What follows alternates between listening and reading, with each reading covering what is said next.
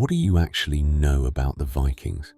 You probably know the ships, maybe the helmets, which, by the way, didn't have horns. You might know a few of the gods: Odin, Thor, Valhalla. But here's what almost nobody talks about. For every Viking who ever picked up a sword, there were 20 who never left home. 20 people who got up before dawn every single morning, fed animals in the dark, worked until their hands bled, and went to sleep on a wooden platform next to a cow. These are the people who actually sustained the Viking Age, who grew the food, who wove the sails, who kept the fire burning through the longest winters in the world. We don't know their names, we don't have their sagas, but we know how they lived, in extraordinary detail. And once you see it, you won't be able to look at the Viking Age the same way again. This is a day in their life, somewhere in Scandinavia. Around the year 900 AD, the world is still asleep, but not for long. The longhouse is a single room, long and low, maybe 15 meters end to end. Its walls are thick earth and timber, its roof sod. Inside, the air is warm, not comfortable exactly, but alive. The hearth runs down the center of the floor, a long trench of glowing coals that never fully dies. Smoke drifts upward toward the roofline and finds its way out through a gap in the thatch. Along the walls, on raised wooden platforms, the family sleeps. Not just the farmer and his wife, but their children. Perhaps an elderly parent, a thrall or two, everyone together under wool and fur, pressed close, because warmth is life. The animals are here too. In winter, the cattle and sheep are brought inside to share the longhouse. Their body heat is not a luxury. It is a strategy. In the coldest months, those animals are the difference between freezing and surviving. You can hear them now. The low shifting of hooves, the slow exhale of a cow. This is where our day begins. Not with the sunrise, not yet, but with the subtle awareness that the night is loosening its grip. And someone has to be the first to notice. That someone is usually the farmer's wife. In Old Norse, she might be called the husfreyja, the lady of the house. But that title carries more weight than it sounds. She is the keeper of the keys, literally. A ring of iron keys hangs at her belt, symbols of her authority over the household stores, the food, the mead, the tools. Without her, the farm does not function. She rises before anyone else. Her first act is the fire. The hearth coals have been banked overnight, covered in ash to preserve them, the way every household preserves heat. Across the long dark, she kneels and blows carefully, coaxing the embers back to flame. She adds kindling, dry twigs kept inside precisely for this moment, then larger pieces of wood. This is not a romantic act. It is a technical one, done in the dark, in the cold, before her eyes have fully adjusted. She has done it thousands of times. Once the fire catches, the longhouse begins to breathe again. Light spills across the earthen floor. The carved posts at either end of the room, they often bore the faces of gods or ancestors, seem to flicker to life. Now, water. She takes a clay or wooden vessel to the water barrel, kept inside through winter, because outside, everything is ice. She sets a pot to heat. The day has begun. Forget the feasting halls for a moment. Forget the mead and the roasted boar. On an ordinary Viking farm, on an ordinary morning, breakfast is porridge. Barley was the backbone of the Norse diet. Hardy, storable, versatile. It grows in Scandinavian soil where wheat struggles. Ground roughly at the household quern, a pair of heavy circular stones. Barley meal becomes the base of the morning meal. Sometimes oats, sometimes rye. Into the pot it goes with water and perhaps, if the cow is still producing, a ladle of milk, a pinch of salt if they have it. The result is thick, grey, slightly bitter, not delicious by modern standards, but warm, filling, exactly what a body needs before a day of physical labour in the cold. The children wake to the smell of it. They slide from their sleeping platforms and crowd near the fire. There are no chairs in the Viking farmhouse. You sit on the benches built into the walls, or on the floor, or on a stool. The farmer's youngest child, still half asleep, leans against the warm flank of a goat that has wandered from its end of the longhouse. Nobody minds. Alongside the porridge, there might be flatbread, baked on a flat stone over the fire the evening before, now eaten cold and hard. Perhaps dried fish, salted through autumn to preserve it. Perhaps a scrape of butter, churned and packed into clay pots. This is breakfast in the Viking Age. Humble, honest, enough. The farmer steps outside. In winter in Scandinavia, sunrise comes late and low. The sun doesn't climb high. It skims the southern horizon for a few hours and then retreats. In the far north, there may be only 3 or 4 hours of usable daylight. Every minute of it matters. So the farmer looks at the sky, not casually, carefully. This is a skill passed down through generations, as essential as knowing how to plough or slaughter a pig. The colour of the dawn, the direction of the wind, the shape and weight of the clouds on the horizon. Norse farmers had a sophisticated vocabulary for weather. The Eddic poems reference wind and storm as forces with personalities, because to people whose lives depended on weather, it might as well have had one.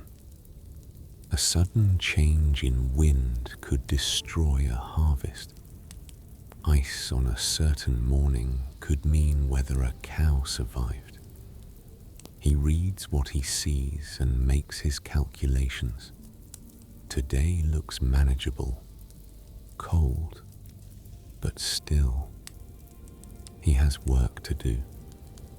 He goes back inside, drinks his portion of the morning porridge standing up, and speaks briefly with his wife about what the day holds. Then he pulls on his outer garments, a woolen tunic over another tunic, leather shoes wrapped in strips of wool against the frost, a cloak fastened at one shoulder with an iron pin. Not glamorous, practical, built for survival. He picks up his tools and goes. The livestock come first, always. A Viking farm's wealth was measured largely in animals, cattle for milk, meat, and hides, sheep for wool, the most important textile fiber in the Norse world, goats, pigs, horses, chickens. The health of these animals is not a secondary concern. It is existential. Through the winter months, the cattle that have been brought inside the longhouse or into an adjacent byres must be fed from stores built up all summer. Hay, cut and dried in late summer, stacked in great ricks and guarded jealously. This was perhaps the most important agricultural labor of the Viking year, cutting enough grass in July and August to keep the animals alive through February and March. The farmer moves among them now, checking each animal, a cow that won't eat, a sheep with a labored breath. These are signs that demand attention. He knows each animal individually, not sentimentally necessarily, but practically. He knows which cow produces the most milk, which sheep has the thickest fleece, which horse is fastest, and which one tends to bite. Manure has accumulated overnight and must be cleared. This is unglamorous but urgent. Ammonia built up in a closed space is dangerous to both animals and the humans sleeping nearby. The muck is shoveled out and piled where it will become next season's fertilizer. Fresh bedding, dried bracken fern, straw goes down. The animals are watered from the indoor barrel, then fed.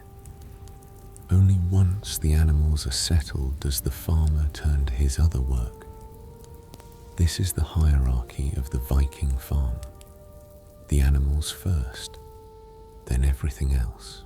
Winter, for a Viking farmer, was not a season of rest. The outside world was frozen, the fields buried, the fishing boats beached, but the work simply moved indoors. Every tool on the farm was handmade and required constant maintenance. An iron blade that has gone dull or cracked, a wooden plough handle that split when the ground froze too hard, leather harness straps worn thin, a barrel that has begun to leak. The farmer sits near the fire because this is where the light is, and this is where it's warm enough to have feeling in your fingers, and works through a mental list he has been keeping since autumn. The broken scythe handle goes first. He selects a piece of ash wood set aside specifically for this purpose. Ash is flexible, strong, resistant to impact.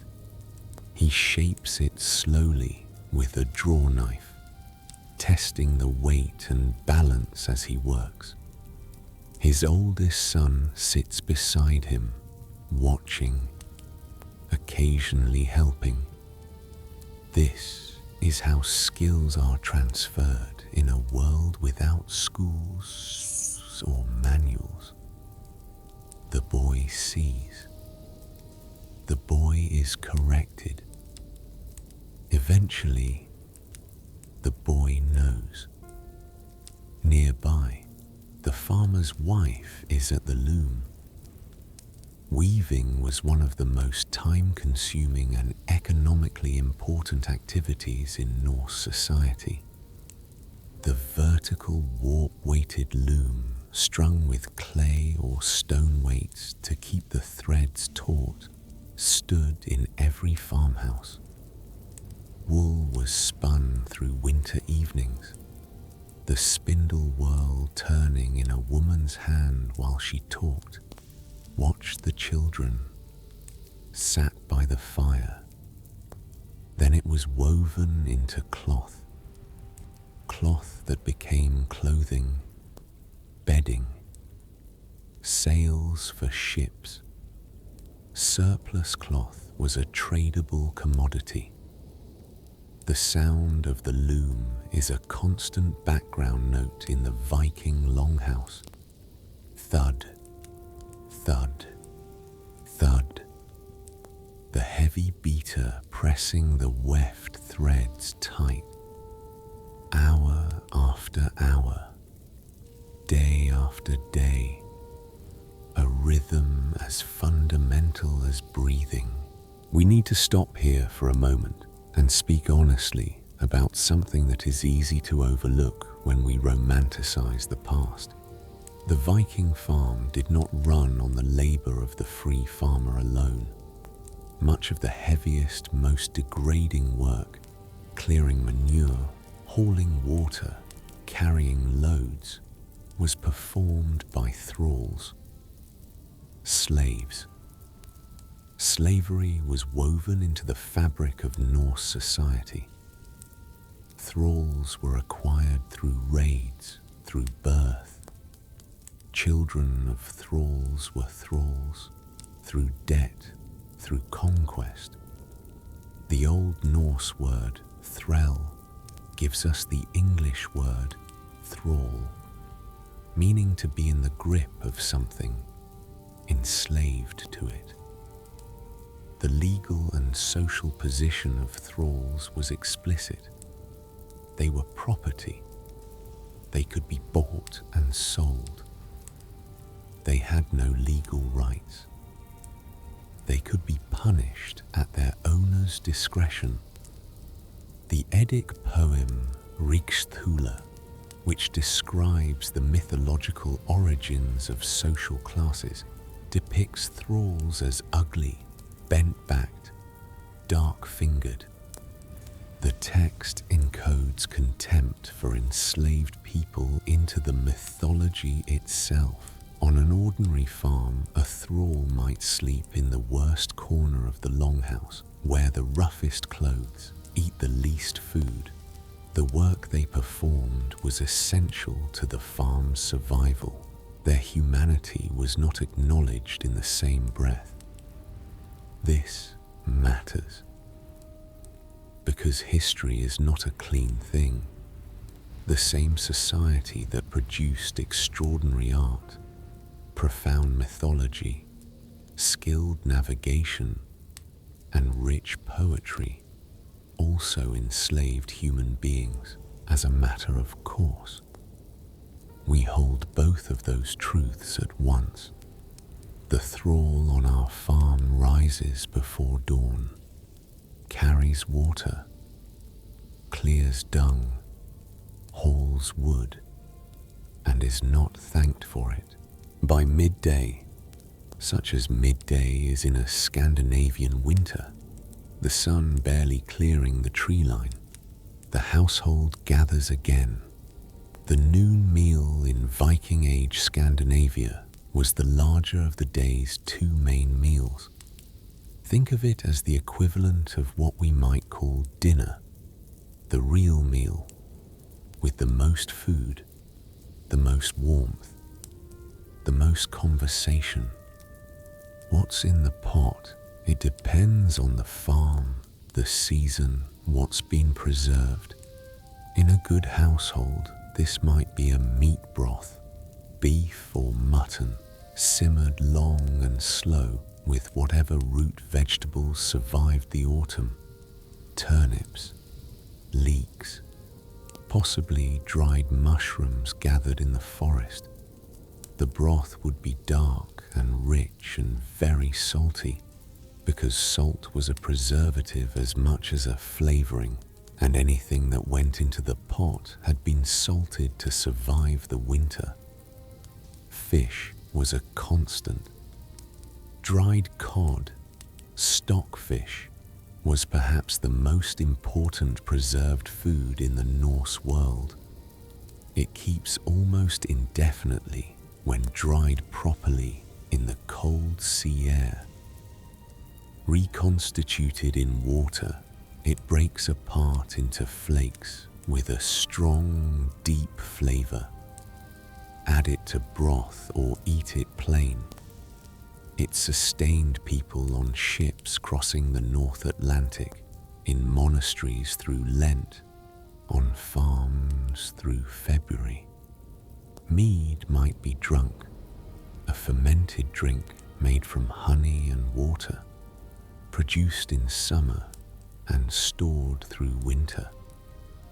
But more commonly, everyday drinking was whey, the liquid byproduct of cheese making, or ale brewed from barley. Clean water was not always reliable. Fermented beverages were safer and provided calories. The meal is eaten with wooden spoons and knives. Everyone has their own knife. It is one of the few possessions you carry everywhere. There are no forks. Meat is pulled apart with fingers and blade. Bowls are wooden or clay. After eating, a brief rest, not long. The daylight hours are too precious, but a few minutes by the fire, the children permitted to play, the adults to sit without working. In this pause, someone might speak of what they heard from a neighbor last week, or recite a fragment of a skaldic verse, or simply stare into the flames. Then back to work. The farmer and his eldest son have gone to the forest. Wood was the fundamental resource of the Norse world. It built houses, ships, tools, furniture, fences. It fueled every fire. Managing the woodland around a farm was not casual. It was structured, planned across years and generations. You did not simply cut whatever tree was convenient. You managed the forest the way you managed a field, with an eye to the future. Today's task is firewood, but also something more. A birch tree damaged by last autumn's storm has been slowly dying. Left standing, it becomes a hazard. The dead wood attracts insects, and it will fall unpredictably when the snow weight becomes too great. It needs to come down. The farmer uses an iron axe, not the dramatic, bearded battle axe of Viking legend, which was a specialized weapon, but a felling axe with a long handle and a wide single bit, shaped for deep, efficient cuts. He has kept the edge sharp through the winter, sharpening it on a whetstone kept by the hearth.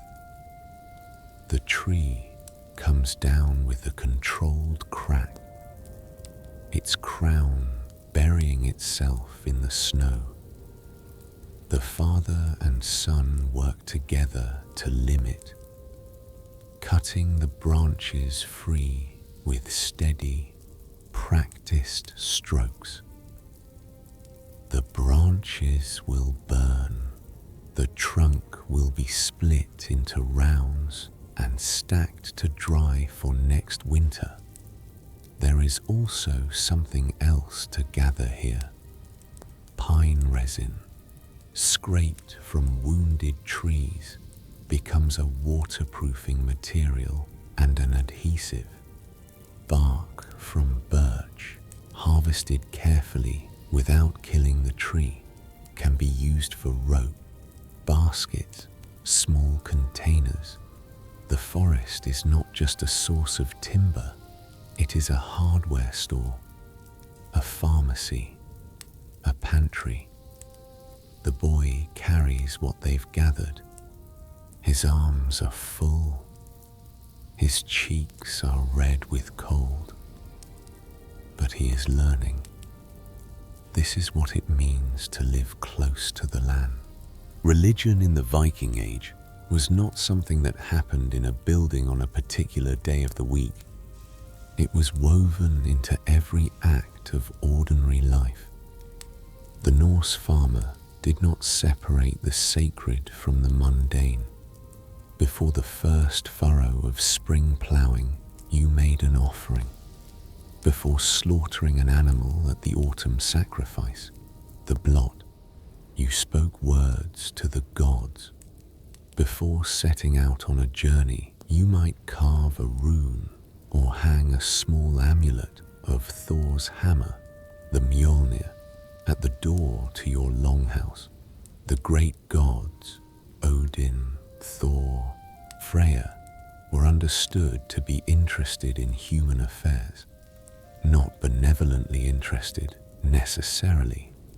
The Norse gods were capricious, powerful, morally complex. Thor protected the farmers and the common people from the chaos of giants and storm.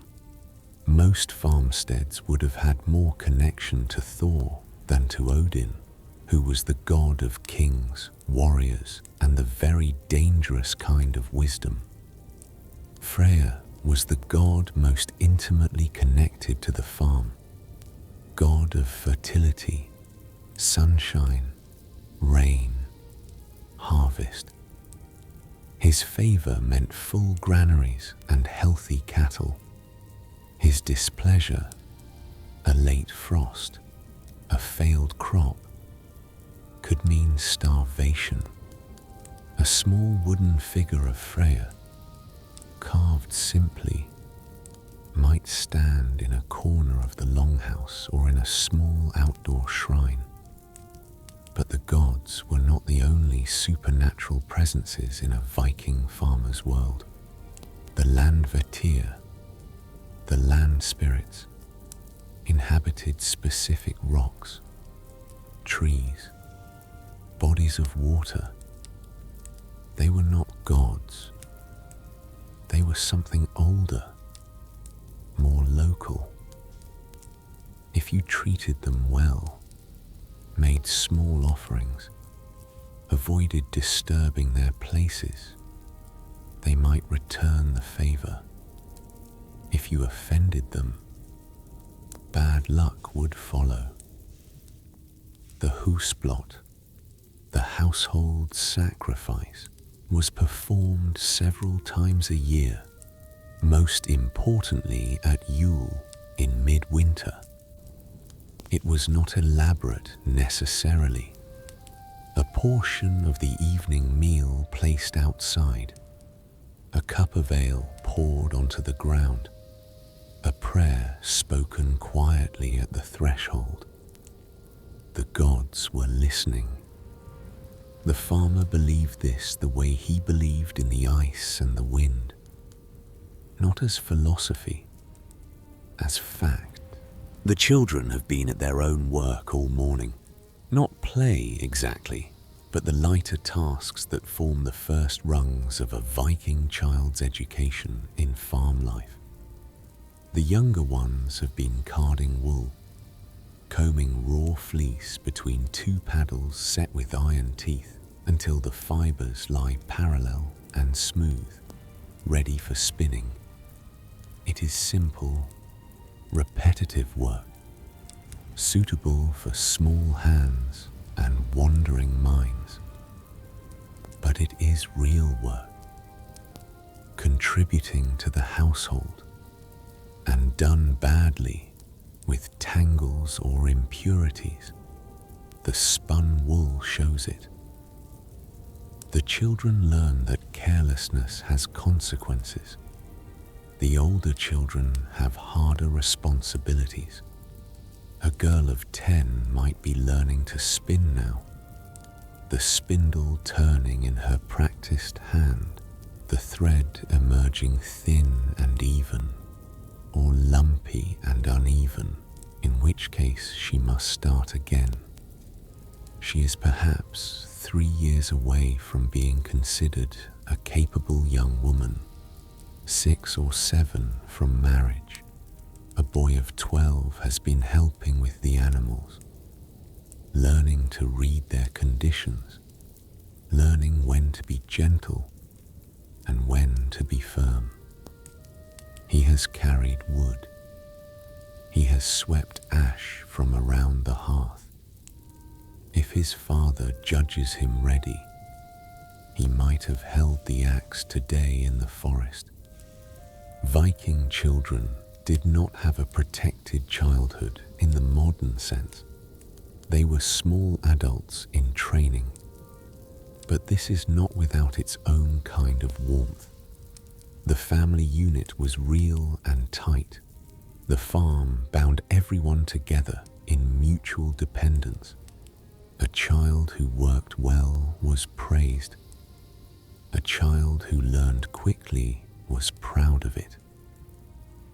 In the evening, when the day's work is done, there is time for something else. Riddles, games, the stories that make the Norse world endlessly rich. But we are not there yet.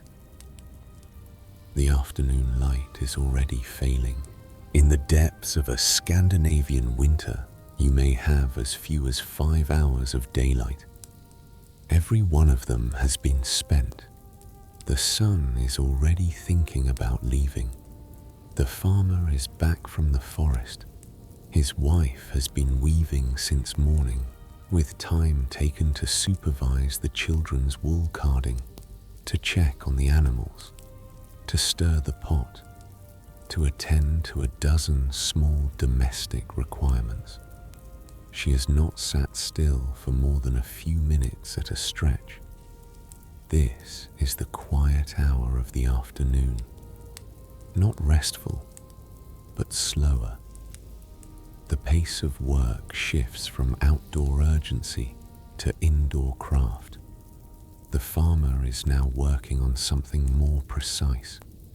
A wooden dowel for the repaired plough, which must fit exactly into a mortise joint. If it's too loose, the plough flexes and breaks under use. If it's too tight, it will crack the handle. He tests it again and again, pairing tiny amounts with a small carving knife until the fit is right.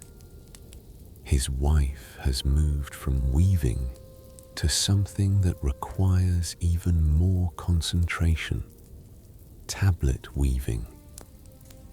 Using a set of small square tablets threaded with colored wool, she is producing a narrow band of complex geometric pattern, bands of interlocking triangles and diamonds in red and natural white. This trim will border a cloak. It is slow, meditative work, the tablets turning in sequence, the pattern emerging row by row. Such trim was not merely decorative. Pattern and color in Viking society carried social meaning.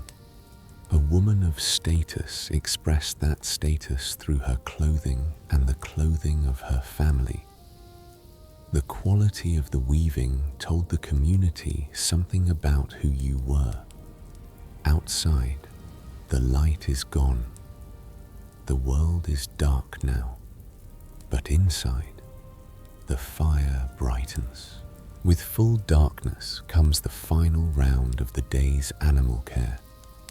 The farmer takes a torch, a bundle of resinous pine wrapped tight, which burns slowly and bright enough to see by, and makes his way to the animals at the end of the longhouse. He checks the water, replenishes hay, notes which animals seem unsettled. A restless cow at night can mean illness, or simply that something in the air has disturbed her. The milking, if there is any. The Norse dairy breeds produce much less in winter than summer, happens now. His wife or eldest daughter handles this. The familiar rhythm of hands against the cow's warm sides, the thin stream of milk into a wooden bucket.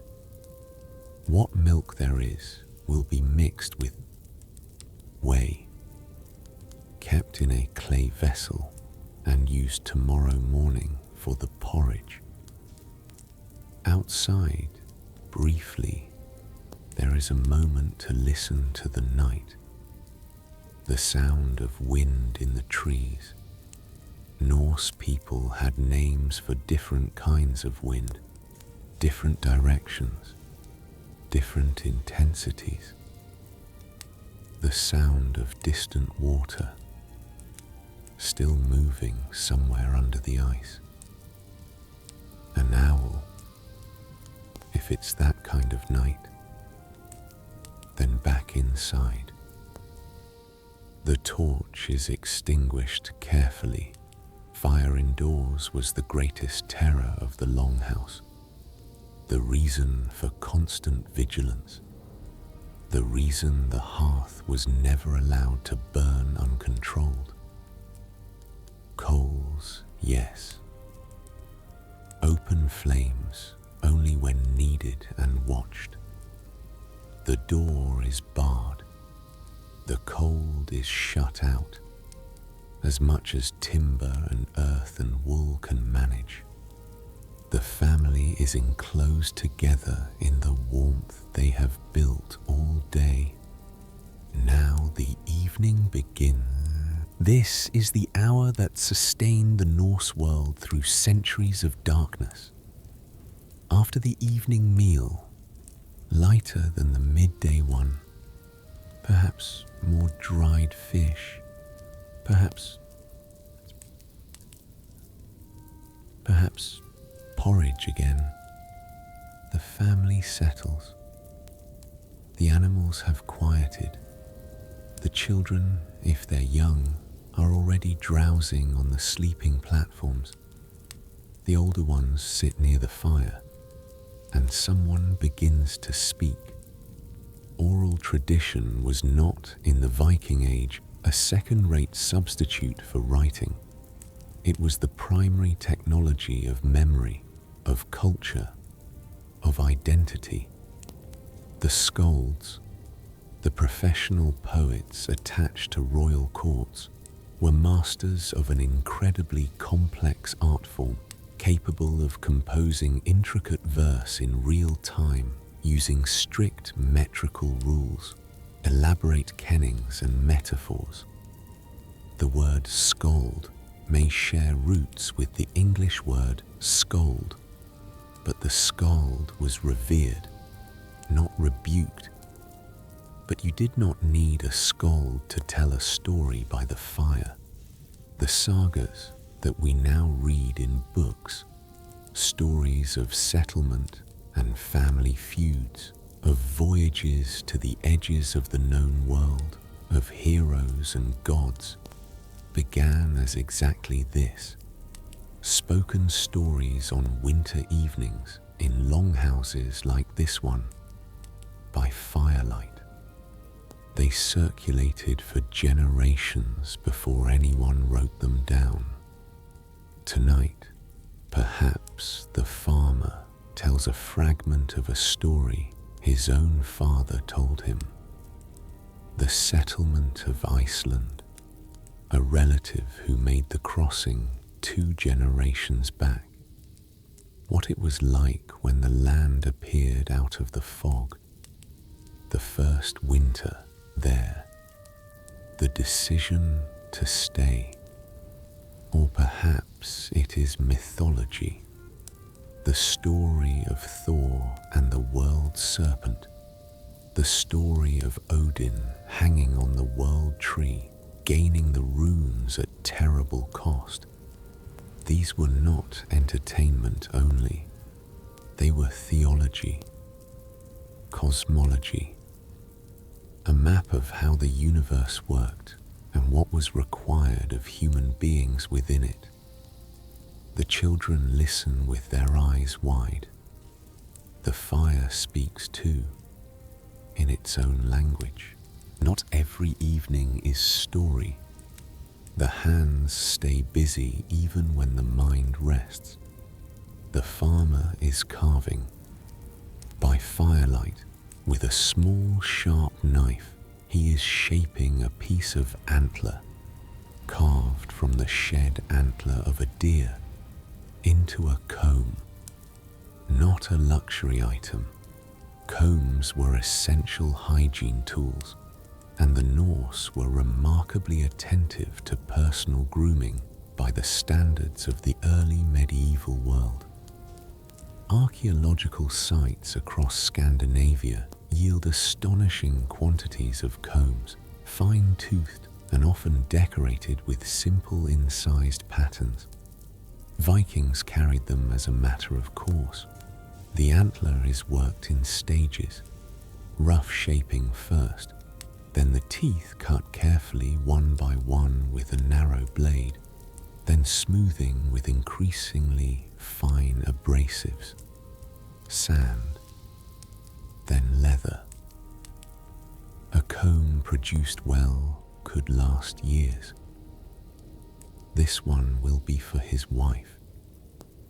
She, in turn, is spinning at the fireside.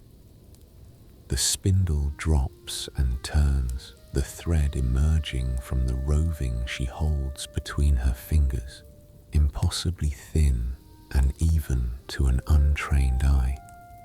Her hands have done this since childhood. She does not look at what she is doing. She is looking at the fire, listening to something one of the older children is saying. On the bench across from them, an older child is practicing something with a small whetstone, learning how to maintain an edge on a blade. The grandfather, if he is present, if he has survived long enough, might be mending a leather strap, his hands still capable, even if the rest of him is not. There is something profound in this image that is easy to miss.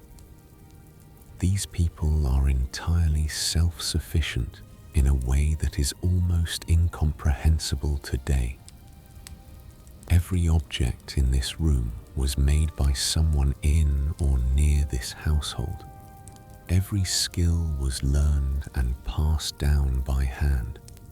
The economy of the Viking farm was not money, it was knowledge and time. The evening deepens, the fire drops lower.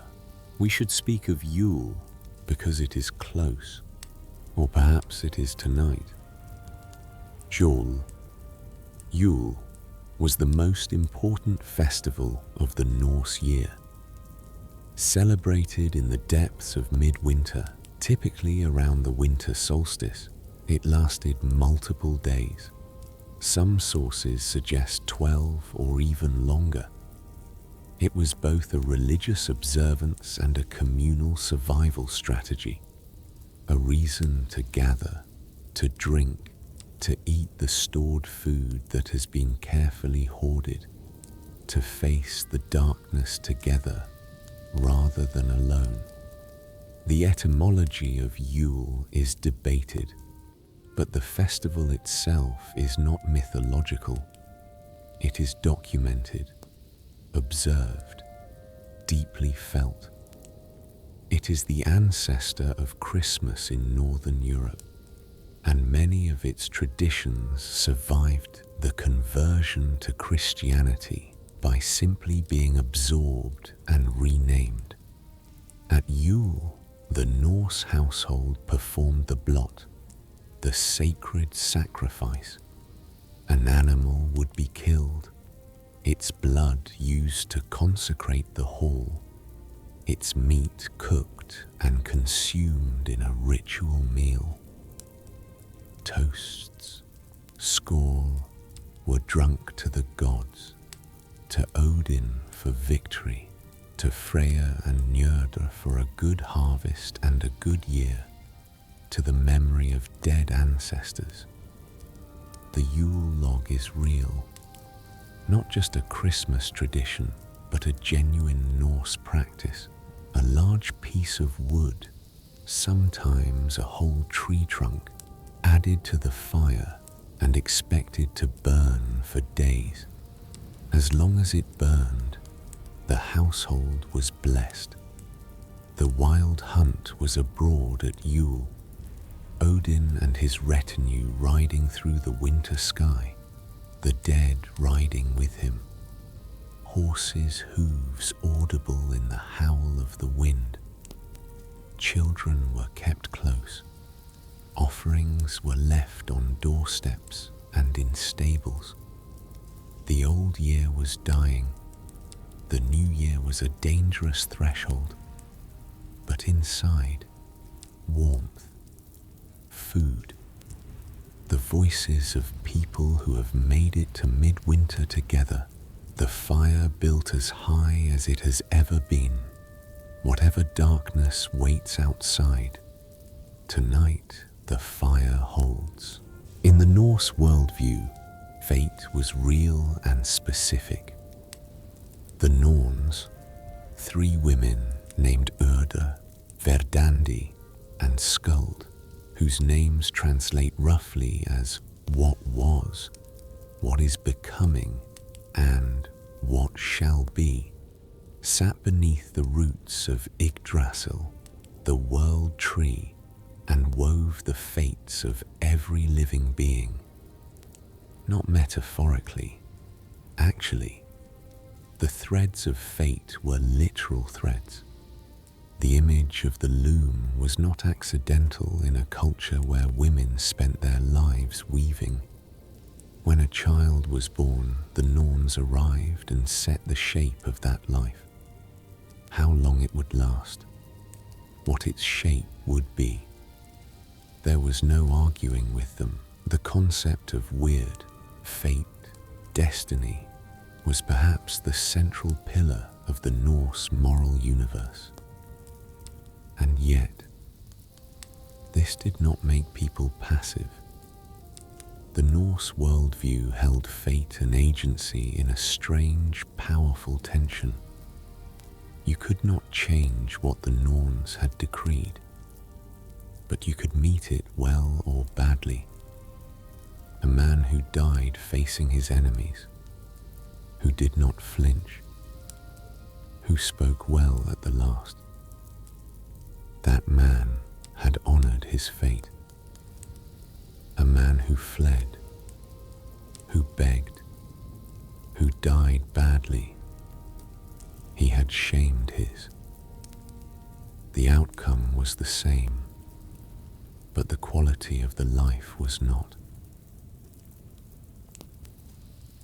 That made it possible to face a Scandinavian winter year after year, to watch children die, and they did die, in significant numbers, from cold and illness and accident, and to keep going, to plant again in spring after a failed harvest, to rebuild after fire. You cannot change what comes for you. You can decide what you are when it arrives. The farmer sitting by his dying fire is not a man without fear.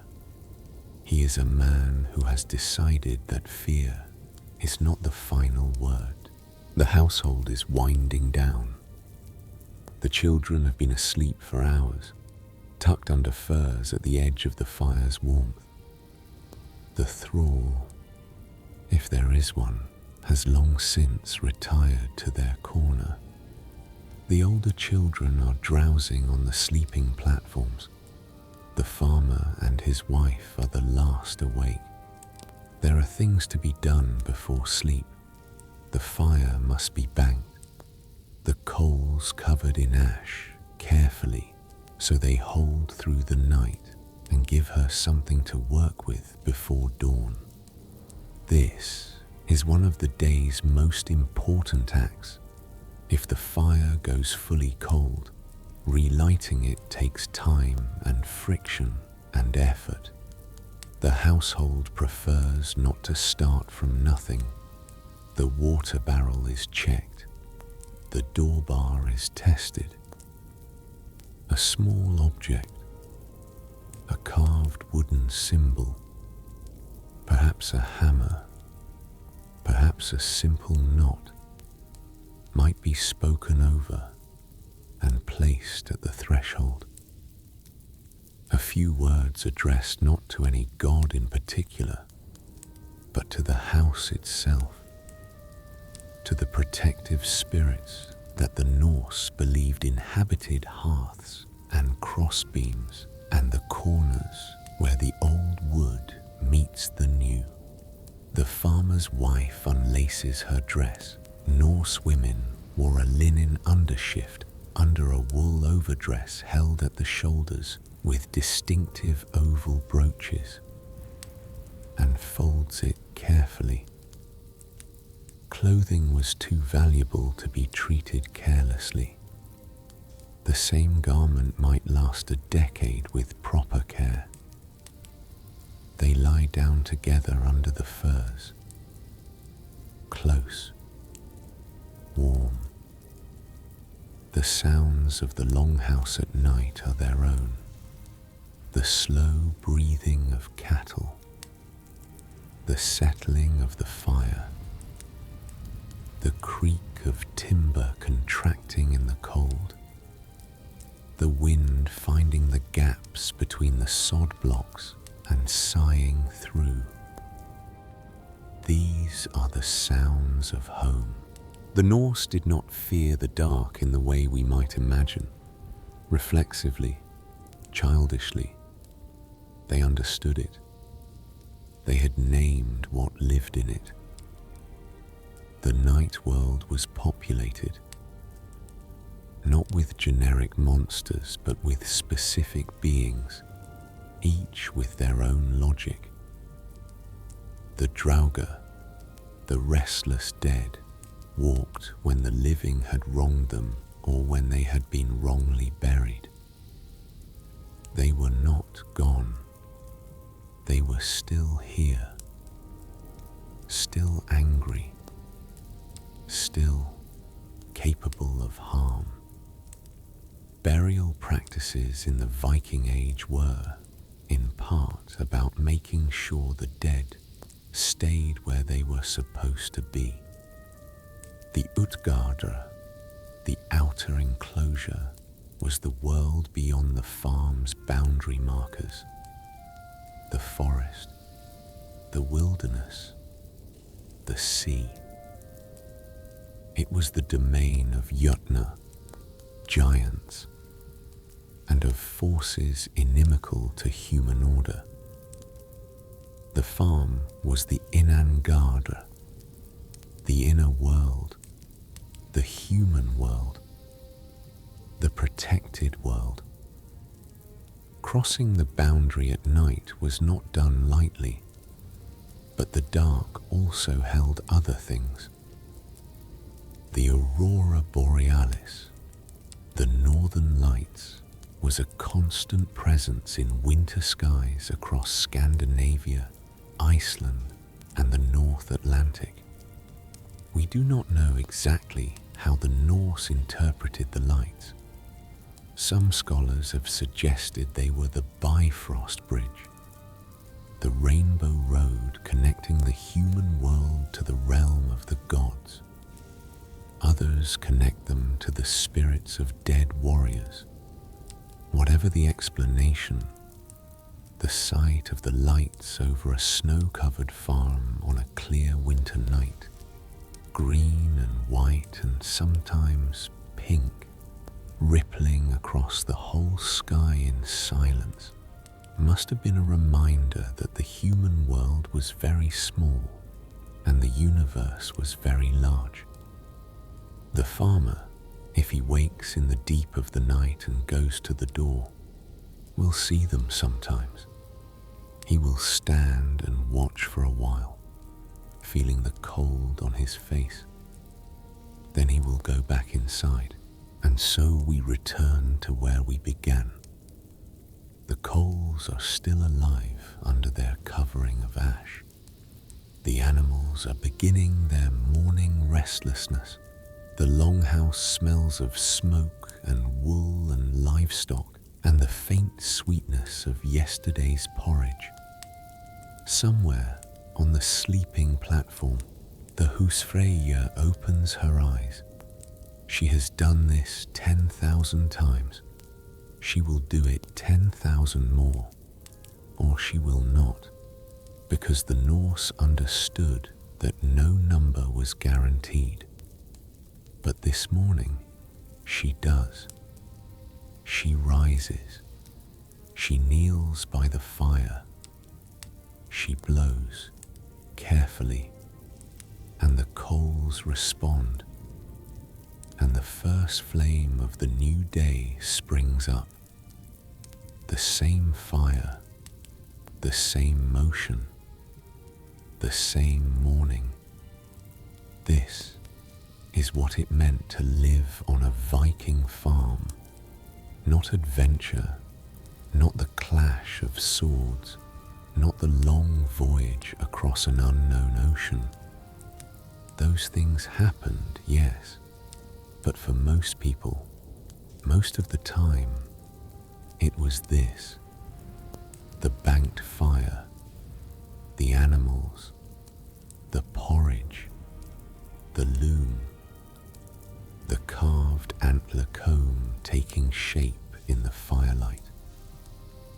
The story told to children who will tell it to their own children. It was repetition, and repetition was survival. Every day you did the same things correctly. The farm continued. Every day the fire was kept, the animals fed, the stores managed wisely, the family continued. There was dignity in that. There was even beauty in it. The Norse people who lived this way, farmers, not warriors, women at looms, not men in longships, are the ones who actually sustained the Viking Age. They grew the food that fed the raiders. They wove the sails that carried the ships. They kept the fire. They are worth remembering.